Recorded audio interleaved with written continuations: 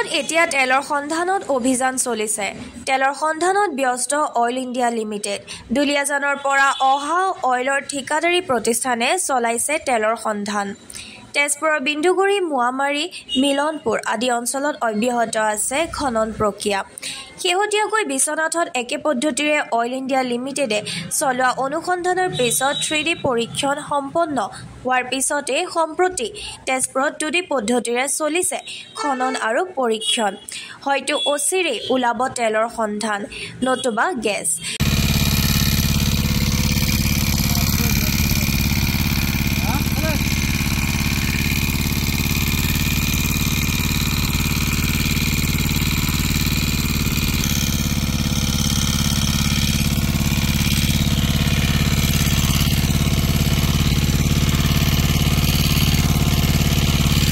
তেজপুৰত অইলৰ ঠিকাদাৰী প্ৰতিষ্ঠানৰ সদস্যই ব্যক্ত কৰিলে তেল ওলোৱাৰ সম্ভাৱনীয় কথা।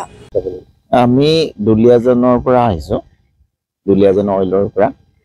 দুলীয়াজান অইলে জিঅ'ফিজিকেল পাৰ্টি 2D ইয়াত ছাৰ্ভে চলিছে শোণিতপুৰ ডিষ্ট্ৰিক্টত। শোণিতপুৰ ডিষ্ট্ৰিক্টত যেতিয়া 2D ছাৰ্ভে হ'ব, ছাৰ্ভে আমি গম পাম যে ইয়াত তেল আছে নে নাই। যেতিয়া তেল আছে বুলি আমি ইয়াত গম পাম, তাৰপিছত আমি 3D ছাৰ্ভে হ'ব। 3D ছাৰ্ভেতে যেতিয়া লোকেশ্যনবিলাক ডিচাইড কৰিব, লোকেশ্যনবিলাক যেতিয়া ডিচাইড কৰিব, এতিয়া এটা ড্ৰিল ছাইট হ'ব। ড্ৰিল ছাইট হোৱাৰ পিছত তেল খান্দিব আৰু জেগাডোখৰ যথেষ্ট ডেভেলপ হ'ব, ডিষ্ট্ৰিক্টৰ ডেভেলপ হ'ব, সংস্থাপন হ'ব বহুত ল'ৰা ছোৱালী।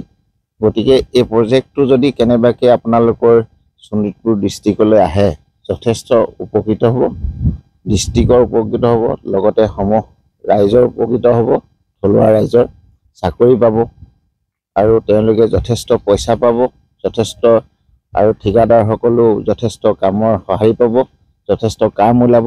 তাৰ বিনিময়ত বহুত জেগাডোখৰ উন্নতি হ'ব।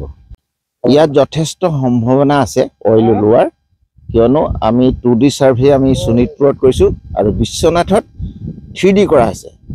আমি যেতিয়া 2D এবাৰ কৰি যাওঁ, 3Dটো ইয়াৰ ওপৰত কৰা হয়, কিয়নো তাত নিৰ্দিষ্ট জেগাডোখৰ উলিয়াবৰ কাৰণে। গতিকে সম্ভাৱনা যথেষ্ট আছে। সেইকাৰণে অইল ইণ্ডিয়া ইয়াত 2D কৰাৰ পিছত 3D ছাৰ্ভে আৰম্ভ কৰিছে আৰু কৰি থাকিব। গতিকে আমি আশা কৰা মতে আপোনালোক উপকৃত হ'ব বুলি ভাবোঁ। ধন্যবাদ।